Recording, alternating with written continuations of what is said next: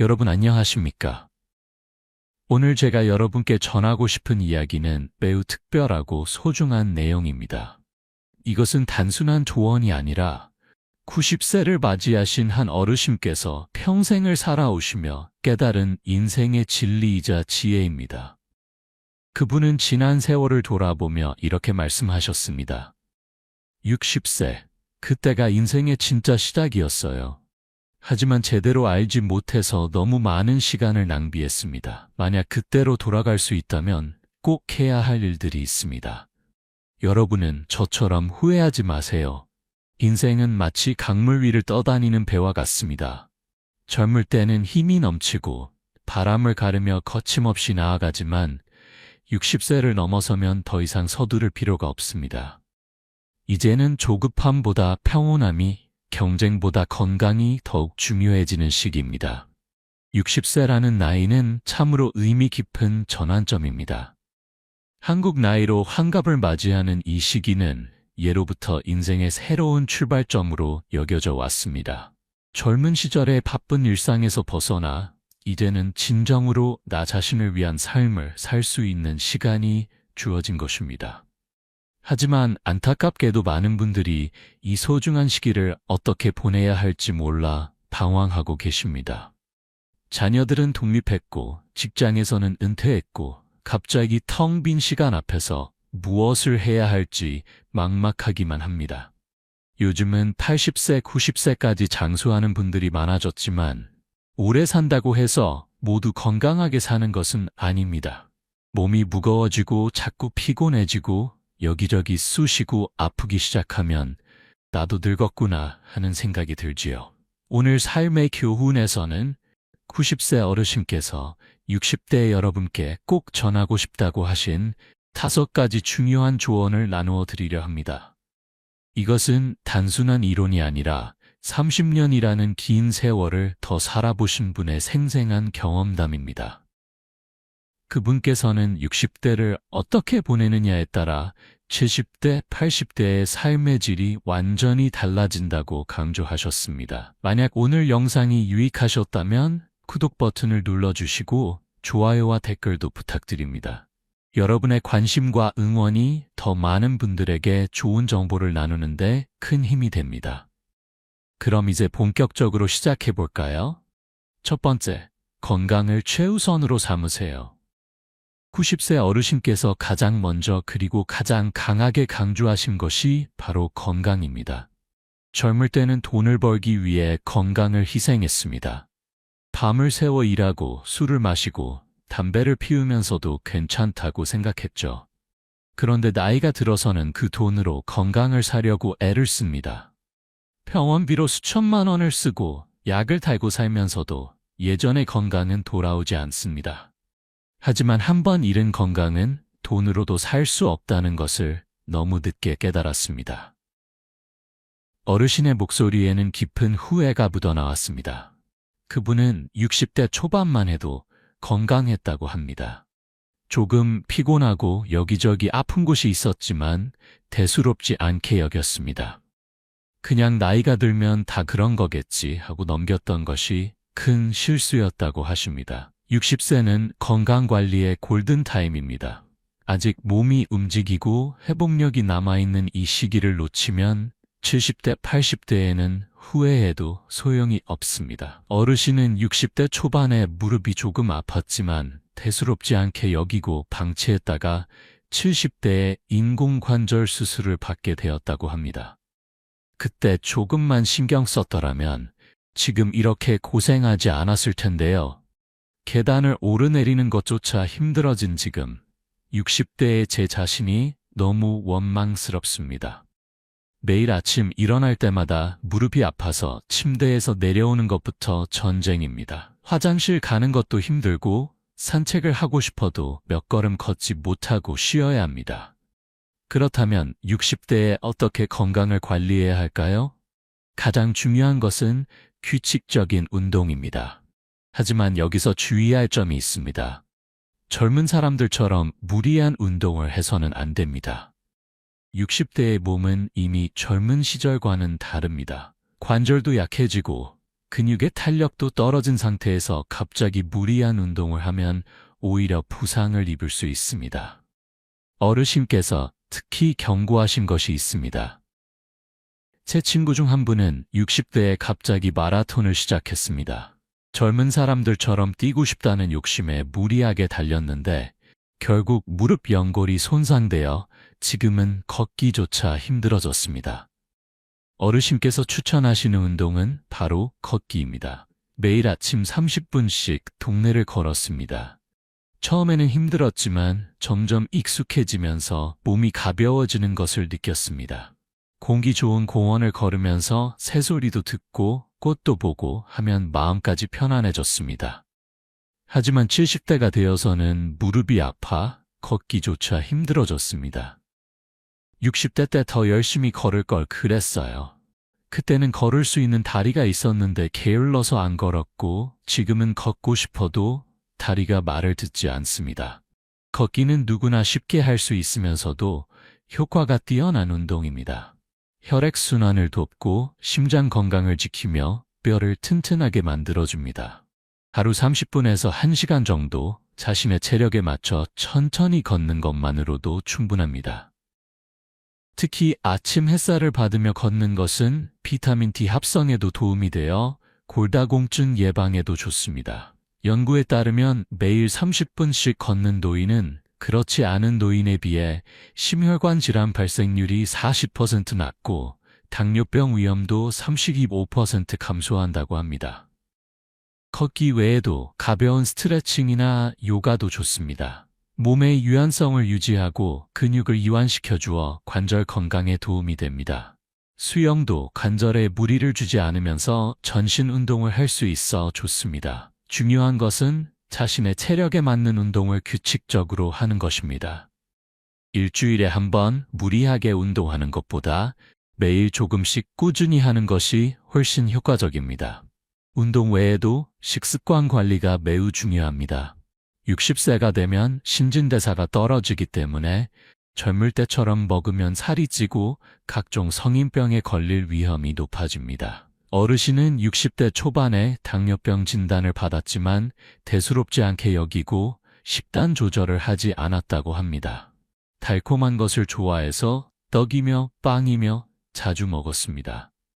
가족들이 조금 줄이라고 했지만 인생의 즐거움마저 포기할 수 없다고 생각했죠.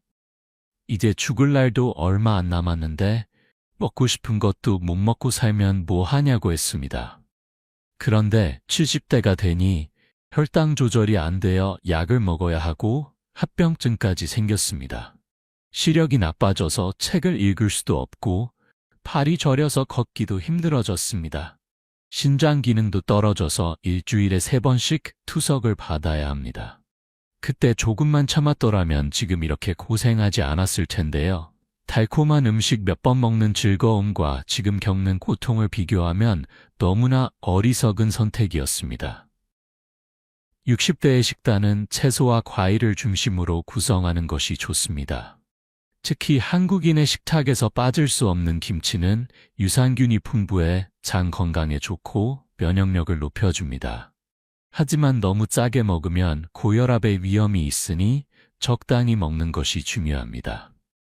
된장찌개, 청국장 같은 발효 음식도 건강에 좋지만 염분 함량이 높으니 국물은 적게 먹는 것이 좋습니다. 고기도 완전히 끊을 필요는 없지만 기름기가 적은 부위를 선택하고 채소와 함께 먹는 것이 좋습니다. 삼겹살이나 갈비보다는 닭가슴살이나 생선이 더 건강에 좋습니다. 등푸른 생선은 오메가3가 풍부해 혈관 건강에 도움이 되고 치매 예방에도 효과가 있다고 합니다. 일주일에 2-3번 정도 생선을 먹으면 좋습니다. 탄수화물 섭취도 조절해야 합니다. 쌀밥보다는 현미밥이나 잡곡밥이 좋고 낀 빵보다는 통밀빵이 혈당 조절에 도움이 됩니다. 면류를 먹을 때도 국물을 적게 먹고 채소를 많이 넣어서 먹으면 좋습니다. 달콤한 음료나 과자, 케이크 같은 것은 되도록 피하는 것이 좋습니다. 어쩌다 한 번씩 먹는 것은 괜찮지만 습관적으로 먹으면 당뇨병의 위험이 커집니다. 물을 충분히 마시는 것도 중요합니다. 나이가 들수록 갈증을 잘 느끼지 못하기 때문에 의식적으로 물을 마셔야 합니다. 하루에 1.5리터에서 2리터 정도, 컵으로 8잔 정도를 마시는 것이 좋습니다. 물은 혈액순환을 돕고 노폐물을 배출하며 피부 건강에도 좋습니다. 커피나 녹차도 좋지만 카페인이 너무 많으면 수면에 방해가 되니 오후에는 피하는 것이 좋습니다. 또한 정기적인 건강검진을 받는 것도 잊지 말아야 합니다. 60대부터는 암 발생률이 급격히 높아지기 때문에 조기 발견이 매우 중요합니다. 위암, 대장암, 폐암 등 주요암에 대한 검진을 매년 받고 이상 신호가 있으면 즉시 병원을 방문해야 합니다. 제 친구 중 한 분은 60대 초반에 위암 초기 진단을 받았습니다. 다행히 일찍 발견해서 수술 후 완치되었고 지금도 건강하게 지내고 계십니다. 조기 발견이 얼마나 중요한지 보여주는 사례입니다. 만약 검진을 미뤘다면 손 쓸 수 없는 상태까지 갔을 겁니다. 혈압, 혈당, 콜레스테롤 수치도 정기적으로 체크해야 합니다.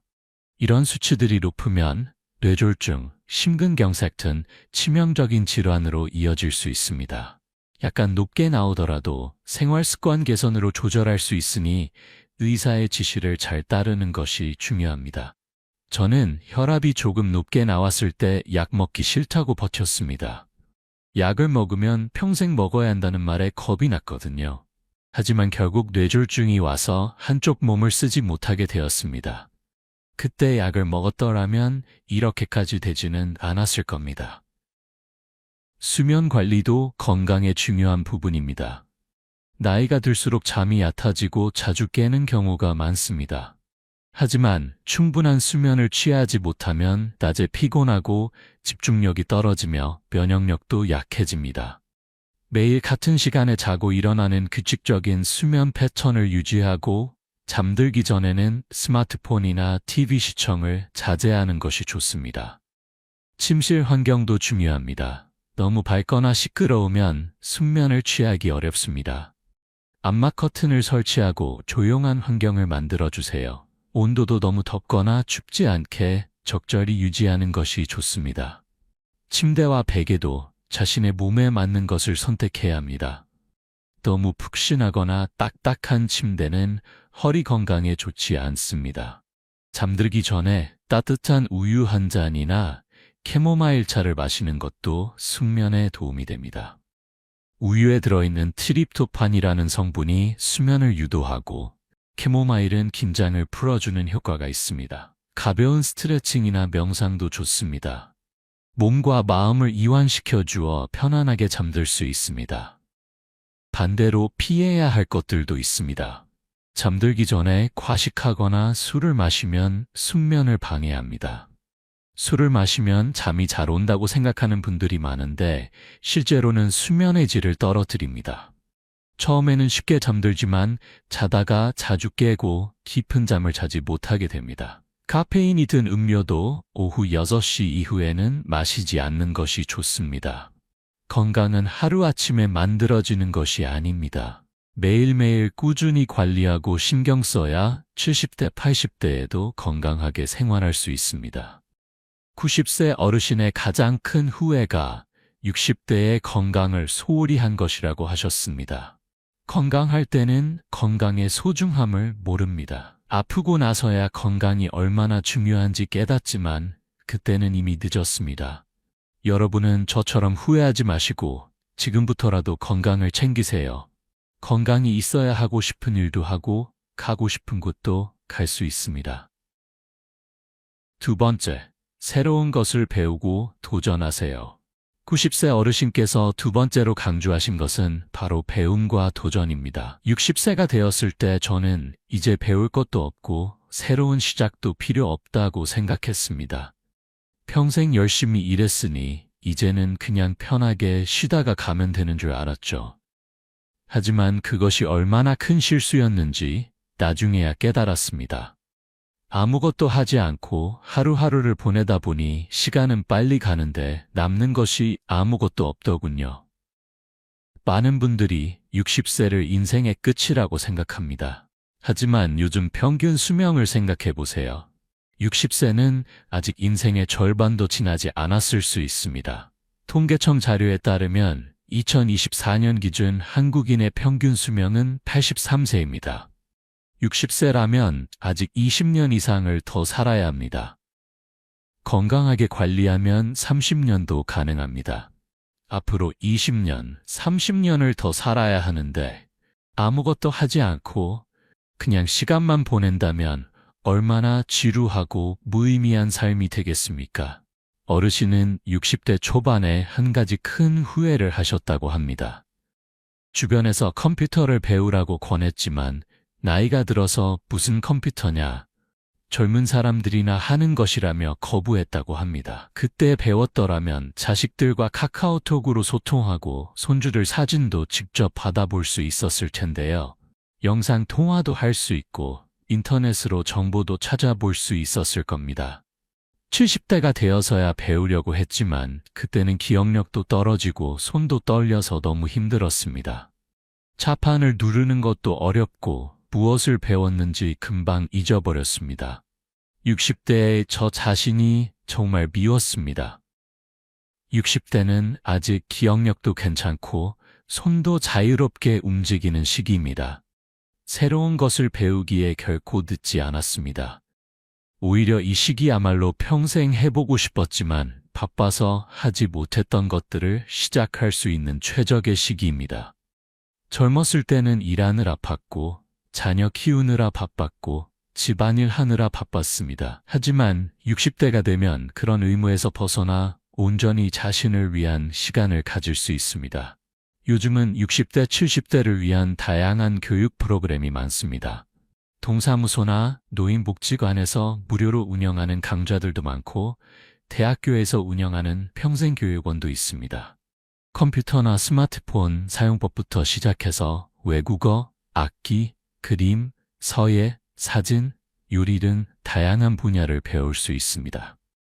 수강료도 저렴하거나 무료인 경우가 많아서 경제적 부담도 적습니다.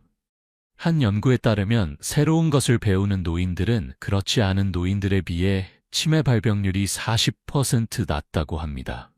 뇌를 계속 사용하고 자극하는 것이 노화를 늦추고 정신 건강을 지키는 데 매우 중요하다는 것입니다. 새로운 것을 배우면 뇌에 새로운 신경 연결이 만들어지고 기억력과 집중력이 향상됩니다. 또한 성취감을 느끼면서 자존감도 높아지고 삶의 만족도도 올라갑니다. 어르신도 이렇게 말씀하셨습니다. 제 친구 중 한 분은 65세에 영어 공부를 시작했습니다. 처음에는 다들 비웃었죠. 이 나이에 무슨 영어냐. 외국에 나갈 것도 아닌데 하면서요. 하지만 그분은 포기하지 않고 매일 조금씩 공부했습니다. 아침마다 라디오 영어 방송을 들었고 교육방송 영어 프로그램을 시청했고 노트에 단어를 적어서 외웠습니다. 처음에는 헬로도 제대로 발음하지 못했지만 점점 실력이 늘었습니다. 70세가 되었을 때는 외국인 관광객들에게 서울을 안내할 수 있을 정도가 되었습니다. 경복궁, 남산타워, 명동 같은 곳을 안내하면서 한국의 역사와 문화를 영어로 설명했습니다. 외국인들이 고맙다고 할 때마다 너무 뿌듯했다고 합니다. 지금도 매우 활기차고 건강하게 지내시는데 새로운 배움이 그분에게 삶의 활력을 준 것 같습니다. 80세가 넘은 지금도 여전히 영어 공부를 하고 계시고 젊은 사람들보다 정신이 더 또렷하십니다. 배움 외에도 새로운 도전을 해보는 것이 중요합니다. 평생 해보고 싶었던 일이 있다면 60대에 시작해보세요. 그림을 그리고 싶었다면 붓을 들어보세요. 악기를 배우고 싶었다면 음악교실 문을 두드려보세요. 여행을 가고 싶었다면 가방을 싸세요. 글을 쓰고 싶었다면 펜을 들어보세요. 나이는 숫자에 불과합니다. 중요한 것은 하고 싶은 마음과 시작하는 용기입니다. 저는 평생 제주도에 가보고 싶었습니다. 젊었을 때는 돈이 없었고 장년기에는 시간이 없었고 그렇게 미루고 미루다가 결국 70대가 되어서야 갔습니다. 그런데 그때는 이미 다리가 불편해서 제대로 둘러볼 수가 없었습니다. 한라산도 오르지 못하고 오름도 올라가지 못하고 해변도 멀리서만 바라봤죠. 차에서 내려서 사진만 몇 장 찍고 다시 차에 타야 했습니다. 60대에 갔더라면 얼마나 좋았을까 하는 후회가 지금도 남습니다. 여행은 단순히 경치를 보는 것이 아니라 새로운 경험을 하고 시야를 넓히는 것입니다. 60대는 아직 몸도 건강하고 시간적 여유도 있는 시기입니다. 국내 여행부터 시작해서 가까운 일본이나 중국, 여유가 된다면 유럽이나 미국까지 가보는 것도 좋습니다. 여행을 통해 새로운 문화를 접하고 다양한 사람들을 만나면 삶이 더욱 풍요로워집니다. 또한 여행 중에 겪는 여러 가지 경험들이 뇌를 자극하고 치매 예방에도 도움이 됩니다. 요즘은 노년층을 위한 여행 상품도 많이 나와 있습니다. 걷기 편한 코스로 짜여 있고 속도도 느리게 진행되어 부담이 적습니다. 같은 연령대의 사람들과 함께 가기 때문에 친구도 사귀고 즐거운 시간을 보낼 수 있습니다. 혼자 가기 부담스럽다면 이런 단체 여행을 이용하는 것도 좋은 방법입니다. 또한 봉사활동을 시작하는 것도 좋은 도전입니다. 평생 일만 하다가 은퇴하고 나면 갑자기 사회와 단절된 느낌을 받는 분들이 많습니다. 나는 이제 쓸모없는 사람이 되었구나 하는 생각에 우울해지기도 합니다. 하지만 봉사활동을 통해 여전히 사회에 필요한 사람이라는 것을 느끼고 보람을 찾을 수 있습니다. 독거노인 도시락 배달, 어린이집 동화책 읽어주기, 환경정화 활동, 교통안전 캠페인, 무료 급식소 봉사 등 자신의 능력과 관심에 맞는 봉사를 선택할 수 있습니다. 체력이 부담스럽다면 앉아서 할 수 있는 봉사도 있습니다. 헌옷을 모아 수선하거나 뜨개질로 모자를 만들어 기부하는 것도 의미 있는 봉사입니다. 제 친구 중 한 분은 60대의 도서관에서 어린이들에게 책을 읽어주는 봉사를 시작했습니다. 처음에는 떨리고 어색했지만 점점 익숙해지면서 아이들과 교감하는 재미를 느꼈다고 합니다. 아이들이 눈을 반짝이며 이야기를 들을 때 할아버지 다음에 또 와주세요라고 할 때마다 세상에서 가장 행복했다고 하시더군요. 지금 80세가 넘으셨지만 여전히 그 일을 하고 계십니다. 봉사 덕분에 건강도 유지되고 삶의 의미도 찾으셨다고 합니다. 취미생활도 새로 시작해보세요. 평생 하고 싶었지만 시간이 없어서 못했던 취미가 있다면 지금이 기회입니다. 사진을 좋아한다면 카메라를 들고 동네를 돌아다니며 아름다운 풍경을 담아보세요. 글쓰기를 좋아한다면 자신의 인생 이야기를 회고록으로 남겨보세요. 요리를 좋아한다면 새로운 레시피에 도전해보세요. 어르신께서 특히 강조하신 것이 있습니다. 60대에 취미를 만들어두면 70대, 80대에 외롭지 않습니다. 저는 아무런 취미가 없어서 70대가 되었을 때 정말 무료했습니다. TV만 보다가 하루가 가고 소파에 누워있다가 하루 가고 그렇게 시간을 보냈습니다. 하지만 취미가 있는 친구들은 달랐습니다. 바둑을 들어가고 등산을 가고 노래방에 가고 그림을 그리고 항상 바쁘고 즐거워 보였습니다. 새로운 것을 배우고 도전하는 것은 나이와 상관없습니다. 중요한 것은 시작하는 용기입니다. 나는 너무 늙었어. 지금 시작해서 뭐하냐? 이런 생각은 버리세요. 60대는 아직 젊습니다. 아직 배울 수 있고 도전할 수 있는 시간이 충분히 남아 있습니다. 10년 후 70대가 되어서 그때 시작했으면 좋았을 텐데 하고 후회하지 마세요. 지금 바로 시작하세요. 세 번째, 인간관계를 소중히 하세요. 90세 어르신께서 세 번째로 강조하신 것은 바로 인간관계입니다. 나이가 들수록 주변 사람들이 하나둘씩 떠나갑니다. 어떤 분은 세상을 떠나시고 어떤 분은 건강이 나빠져 만날 수 없게 되고 어떤 분은 그냥 자연스럽게 멀어지게 됩니다. 그때 가서야 깨달았습니다. 60대의 관계를 더 소중히 하고 새로운 인연도 만들어야 했다는 것을요. 지금 90세가 되어 주변을 둘러보니 함께할 사람이 거의 없습니다. 이렇게 외로울 줄 몰랐습니다. 많은 분들이 은퇴 후 사회적 관계가 단절되면서 외로움을 느낍니다. 직장 동료들과의 관계는 자연스럽게 멀어지고 자녀들은 각자의 삶이 바빠서 자주 만나기 어렵습니다. 그러다 보면 집에만 있게 되고 사람을 만나는 일이 점점 줄어듭니다. 하루 종일 말 한마디 안 하고 지나가는 날도 생깁니다. 어르신은 60대 초반에 이런 실수를 하셨다고 합니다. 은퇴하고 나서 옛 동료들이 모임에 나오라고 연락을 했습니다. 한 달에 한 번씩 만나서 밥도 먹고 이야기도 나누자고요. 하지만 저는 귀찮다는 생각에 자꾸 거절했습니다. 바쁘다, 몸이 안 좋다, 핑계를 대면서요. 사실은 그냥 집에서 쉬고 싶었을 뿐입니다. 한두 번 거절하다 보니 나중에는 연락조차 오지 않더군요. 70대가 되어서야 그분들이 그리워졌습니다.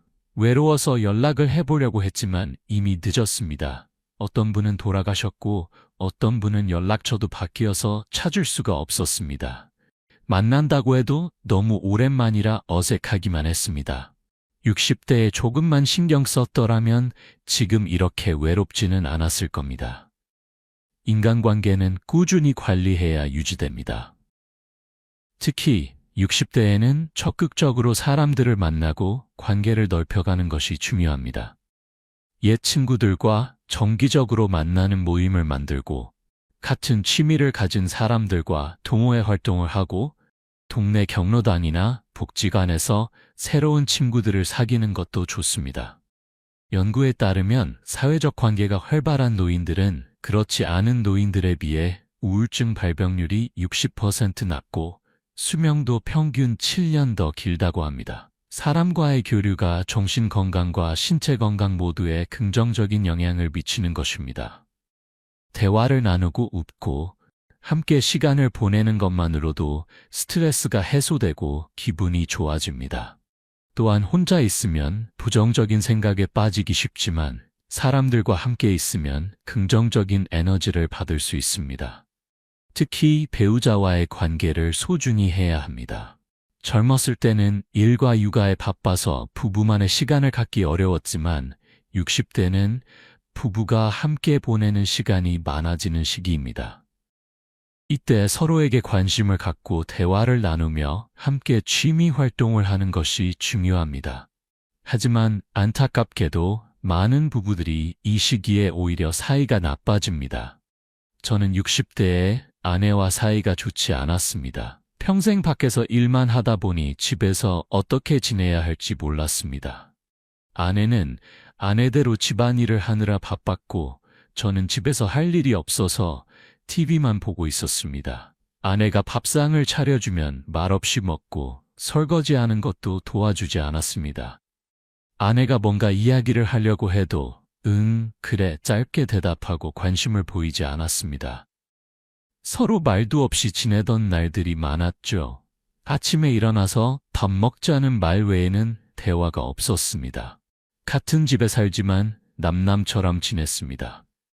하지만 아내가 70대에 갑자기 쓰러지셨을 때 그제서야 깨달았습니다. 함께 있을 수 있는 시간이 얼마나 소중한지를요. 병원에 누워있는 아내를 보면서 눈물이 났습니다.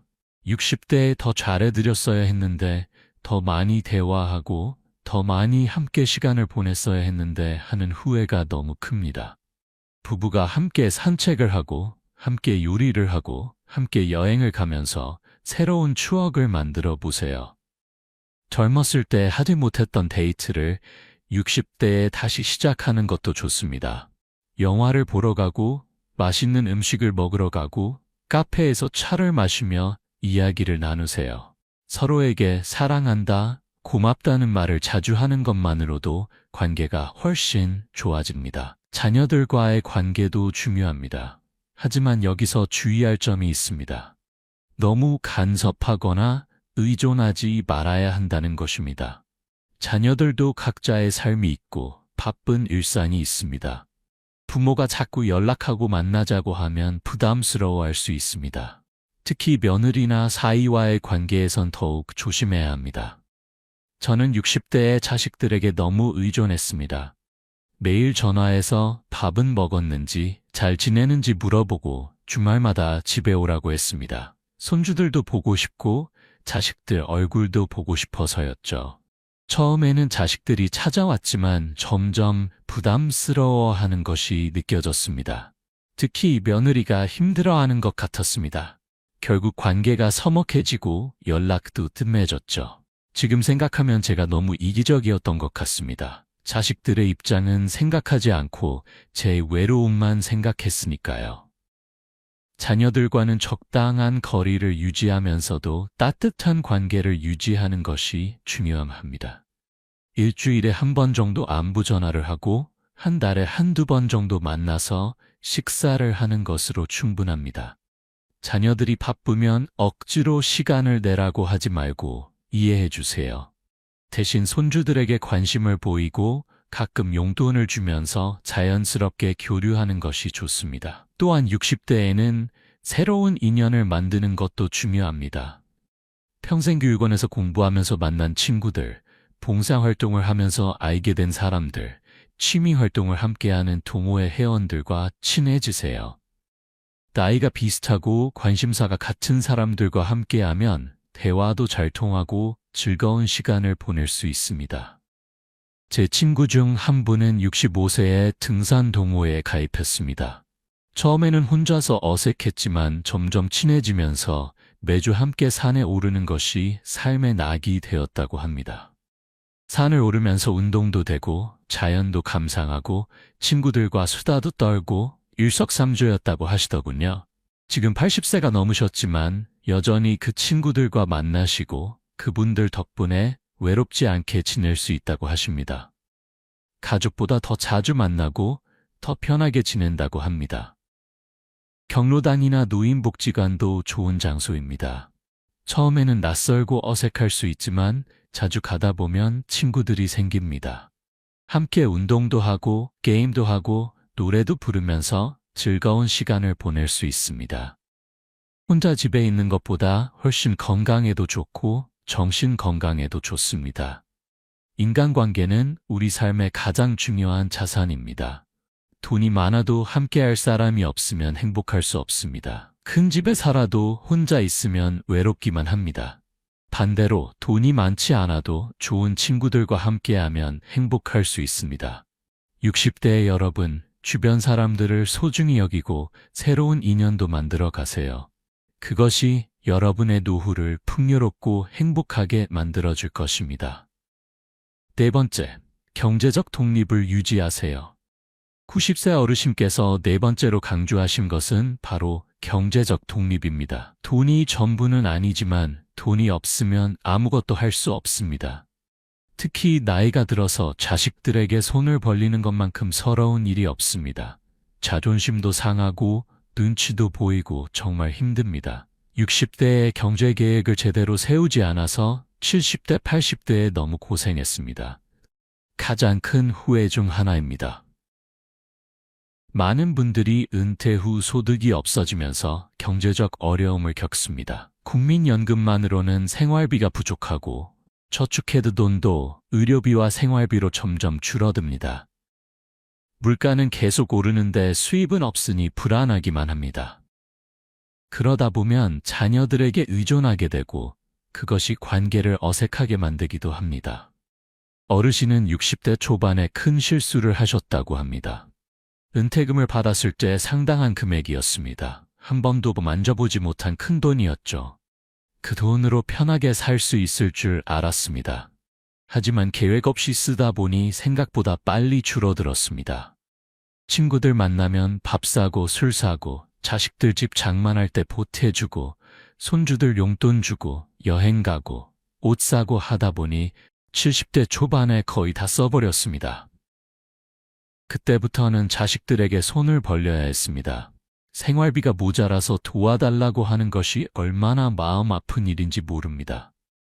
자식들은 흔쾌히 돈을 주지만 그럴 때마다 미안하고 죄송스러웠습니다. 며느리 눈치도 보이고 자존심도 상했습니다. 60대에 계획적으로 관리했더라면 이렇게까지 되지는 않았을 겁니다. 60대는 앞으로 20년, 30년을 더 살아야 하는 긴 시간입니다.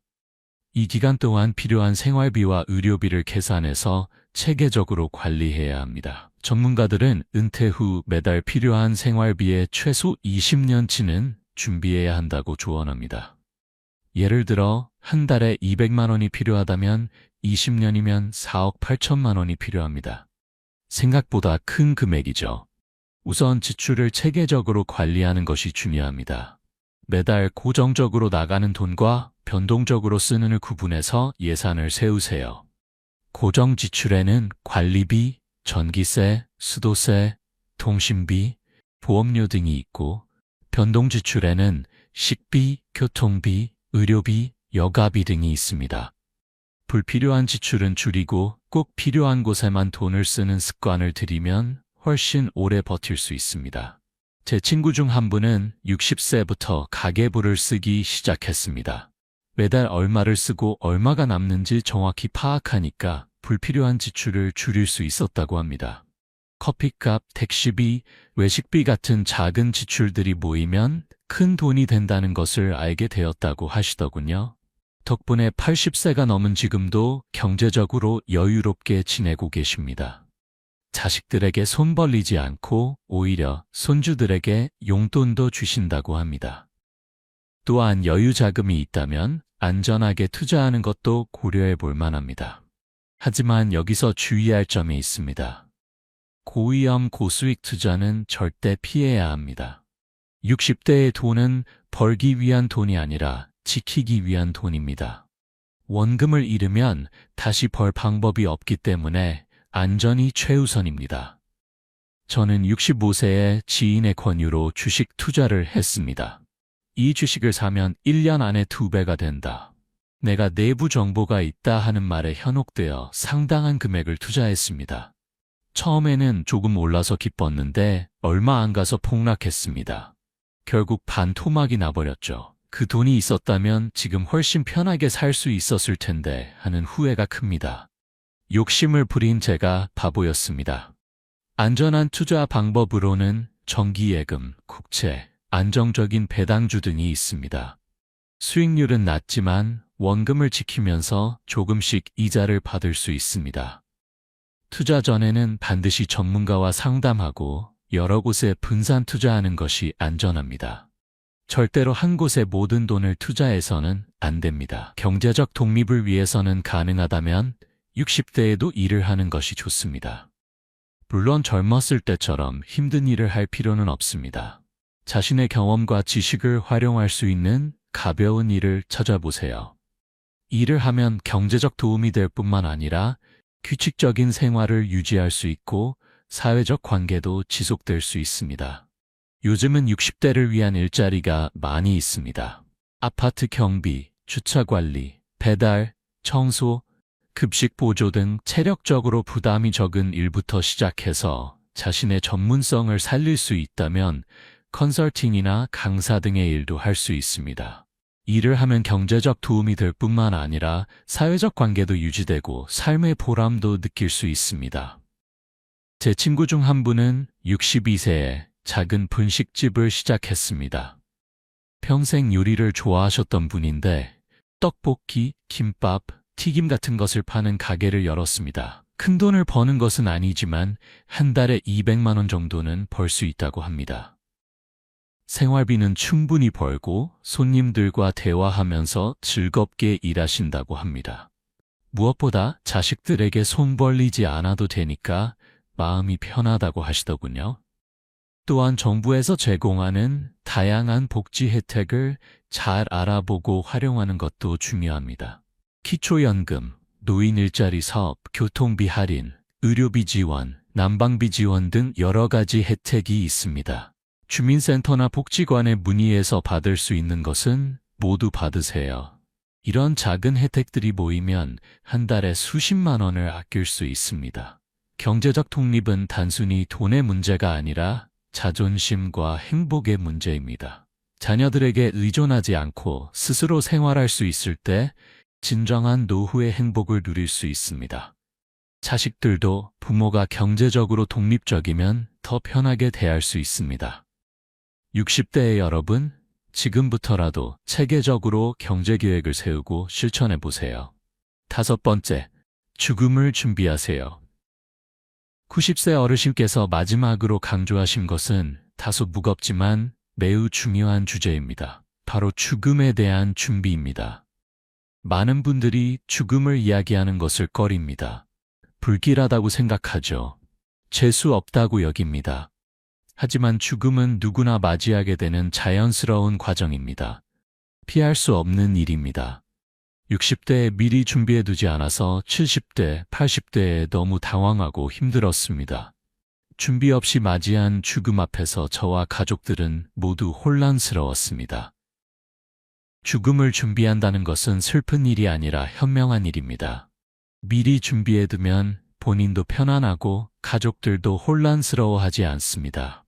특히 60대는 아직 정신이 맑고 판단력이 있을 때이므로 중요한 결정을 내리기에 가장 좋은 시기입니다. 70대, 80대가 되면 건강도 나빠지고 판단력도 흐려질 수 있습니다. 그때 가서 준비하려고 하면 이미 늦을 수 있습니다.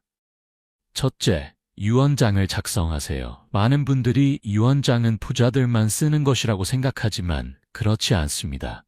재산이 많든 적든 자신의 뜻을 명확히 남겨두는 것이 중요합니다.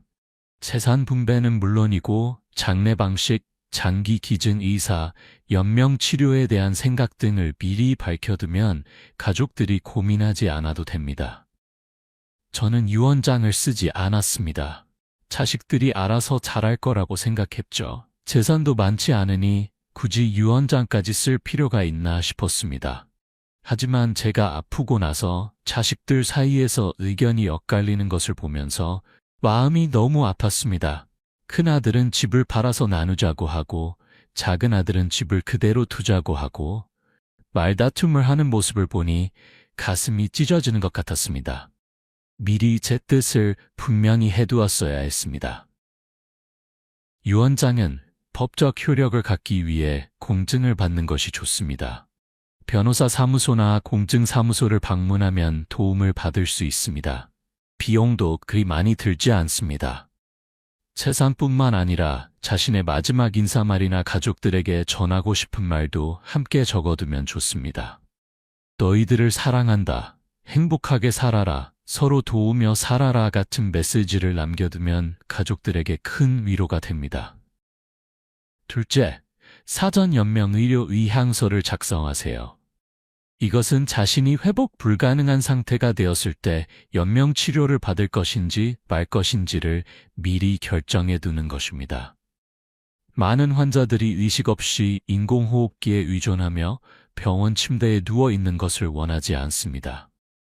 하지만 본인의 뜻을 미리 밝혀두지 않으면 가족들이 결정해야 하는데 이것은 가족들에게 너무나 큰 부담입니다. 제 아내는 70대에 뇌출혈로 쓰러지셨습니다. 의사 선생님은 회복 가능성이 거의 없다고 했지만 자식들은 연명 치료를 선택했습니다. 어떻게 어머니를 포기할 수 있냐? 조금이라도 희망이 있으면 해봐야 한다고 했습니다. 결국 아내는 2년 동안 의식 없이 병원에 누워 계시다가 돌아가셨습니다. 그 2년 동안 겪은 고통과 슬픔은 말로 표현할 수 없습니다. 생전에 아내는 그런 식으로 살고 싶지 않다고 말씀하셨습니다. 의식 없이 기계에 의존하며 사느니 편안하게 가고 싶다고 하셨죠. 하지만 제가 미리 준비해 드리지 못해서 아내의 뜻대로 하지 못했습니다. 너무 미안했습니다. 자식들도 큰 고통을 겪었습니다. 매일 병원에 와서 의식 없는 어머니를 보는 것이 얼마나 힘들었겠습니까?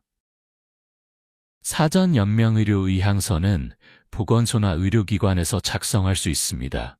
자신의 가치관과 신념에 따라 결정하면 되고 언제든지 변경할 수도 있습니다. 이것을 미리 작성해 두면 가족들이 어려운 결정을 내리지 않아도 되고 본인도 존엄하게 생을 마감할 수 있습니다. 생명 연장보다 삶의 질이 더 중요하다고 생각하는 분들이 많습니다. 셋째, 장례 계획을 세우세요. 어떤 방식으로 장례를 치르고 싶은지, 어디에 묻히고 싶은지 미리 정해두세요. 요즘은 전통적인 매장뿐만 아니라 화장, 수목장, 자연장, 산골 등 다양한 방식이 있습니다.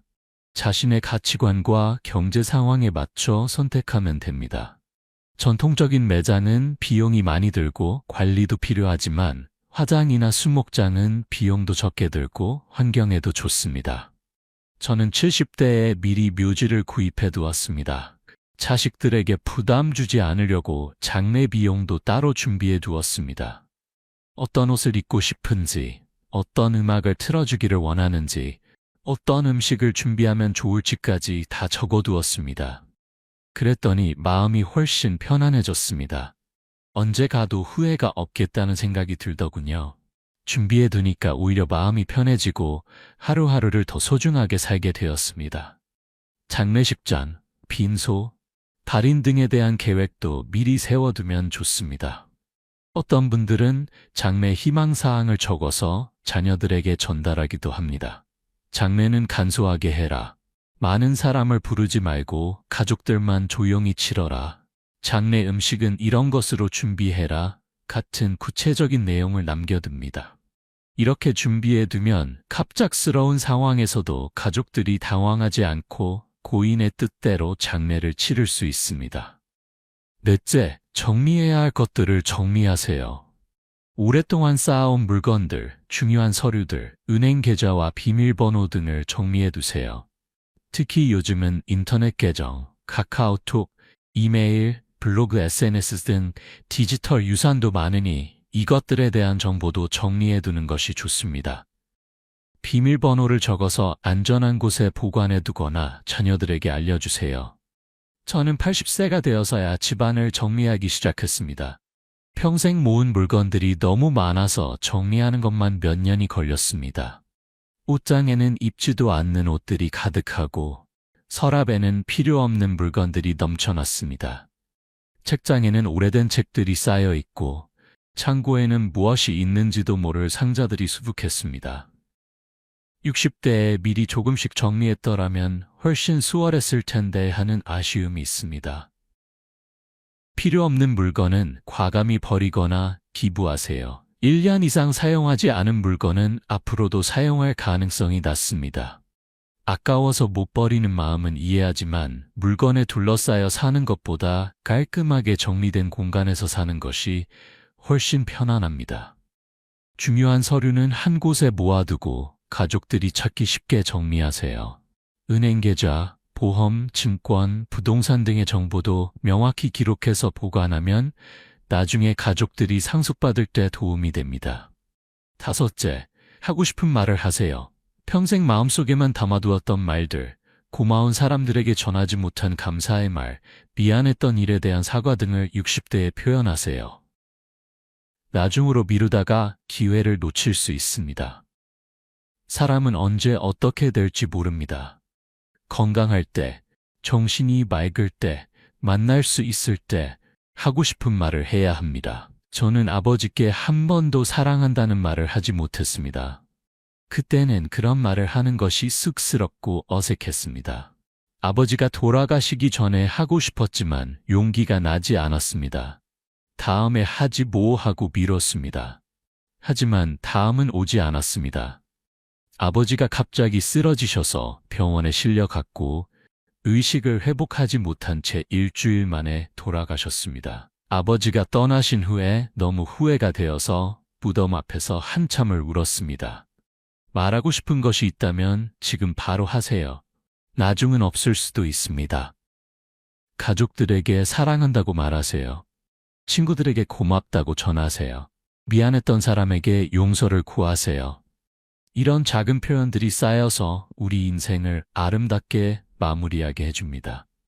누군가에게 상처를 준 일이 있다면 용서를 빌고 누군가에게 받은 도움이 있다면 감사를 표하세요. 그렇게 하면 마음이 한결 가벼워집니다. 죽음을 준비한다는 것은 비관적인 것이 아니라 현실적인 것입니다. 누구나 언젠가는 떠나게 됩니다. 그 순간을 두려워하기보다는 담담하게 받아들이고 준비하는 것이 성숙한 태도입니다. 준비를 마치고 나면 오히려 마음이 편해집니다. 걱정거리가 줄어들고 하루하루를 더 소중하게 살게 됩니다. 60대의 여러분, 아직 건강하고 정신이 맑을 때 차근차근 준비해 나가세요. 마무리, 지금 시작하세요. 여러분, 90세 어르신께서 전해주신 5가지 조언을 다시 한번 정리해 보겠습니다. 첫째, 건강을 최우선으로 삼으세요. 규칙적인 운동, 올바른 식습관, 정기적인 건강검진으로 70대, 80대를 건강하게 맞이하세요. 건강이 있어야 하고 싶은 일도 하고 가고 싶은 곳도 갈 수 있습니다. 둘째, 새로운 것을 배우고 도전하세요. 60세는 끝이 아니라 새로운 시작입니다. 하고 싶었던 일들을 과감히 시작해보세요. 배우고 도전하면서 뇌를 자극하고 삶의 활력을 찾으세요. 셋째, 인간관계를 소중히 하세요. 옛 친구들과의 관계를 유지하고 새로운 인연도 만들어가면서 외롭지 않은 노후를 준비하세요. 사람과의 교류가 건강과 행복의 비결입니다. 넷째, 경제적 독립을 유지하세요. 체계적인 경제 계획으로 자녀들에게 의존하지 않는 당당한 노후를 만드세요. 가계부를 쓰고 지출을 관리하며 안전하게 재산을 지키세요. 다섯째, 죽음을 준비하세요. 유언장, 사전연명 의료 의향서, 장례 계획 등을 미리 준비해서 존엄하게 생을 마감할 수 있도록 하세요. 정리할 것은 정리하고 하고 싶은 말은 하세요. 90세 어르신은 마지막으로 이렇게 말씀하셨습니다. 저는 많은 것을 후회하며 살아왔습니다. 60대로 돌아갈 수만 있다면 정말 많은 것을 다르게 하고 싶습니다. 더 열심히 운동하고 더 많이 배우고 사람들을 더 소중히 대하고 돈을 더 계획적으로 관리하고 미리미리 준비했을 겁니다. 하지만 시간은 되돌릴 수 없습니다. 여러분은 저와 같은 후회를 하지 마세요. 지금 이 순간이 가장 젊은 때입니다. 오늘부터라도 하나씩 실천해 보세요. 그것이 여러분의 남은 인생을 행복하게 만들어줄 것입니다. 어르신의 말씀을 들으면서 가슴이 뭉클했습니다. 평생을 살아오시면서 겪은 후회와 깨달음을 이렇게 솔직하게 나누어 주시다니요. 어르신은 제 이야기를 듣는 분들이 저처럼 후회하지 않았으면 좋겠습니다. 그것이 제가 이 나이까지 살아온 이유인 것 같습니다. 제 실수가 누군가에게는 교훈이 되어 더 나은 선택을 할 수 있게 한다면 제 인생도 의미가 있는 것 아니겠습니까? 라고 하셨습니다. 60세는 인생의 끝이 아니라 새로운 장의 시작입니다. 앞으로 20년, 30년을 어떻게 살 것인가는 지금 여러분의 선택에 달려 있습니다. 건강하게 살고, 배우고, 사랑하고, 준비하면서 의미 있는 노후를 만들어 가세요. 매일 아침 일어날 때 오늘 하루를 어떻게 보낼까 생각하고, 저녁에 잠들 때 오늘 하루를 잘 보냈구나 생각할 수 있는 삶을 사세요. 작은 것부터 시작하세요. 오늘부터 30분씩 걸어보세요. 배우고 싶던 것을 알아보세요. 오랜만에 친구에게 전화해보세요. 가계부를 사기 시작하세요. 유언장에 대해 알아보세요. 하나하나 실천하다 보면 어느새 여러분의 삶이 달라져 있을 것입니다. 이 영상을 보신 60대, 70대 여러분, 그리고 부모님을 모시고 계신 자녀분들께서는 오늘 들으신 내용을 꼭 기억하시고 실천해 보시기 바랍니다. 작은 변화가 큰 차이를 만듭니다. 오늘 하루의 선택이 10년 후의 삶을 결정합니다. 마지막으로 이 영상이 조금이라도 도움이 되셨다면 삶의 교훈 채널을 구독해 주세요. 여러분의 관심과 응원이 더 많은 분들에게 건강한 삶을 위한 지혜를 나누는 데 큰 힘이 됩니다. 좋아요와 댓글도 남겨주시면 여러분의 생각을 듣고 함께 이야기 나누는 기회가 될 것입니다. 여러분의 60대가, 70대가, 80대가 건강하고 행복하고 의미 있는 시간이 되기를 진심으로 바랍니다. 후회 없는 인생을 사시길 바랍니다. 그럼 앞으로도 건강하고 행복한 나날 보내시길 바랍니다. 다음 영상에서 다시 뵙겠습니다. 감사합니다.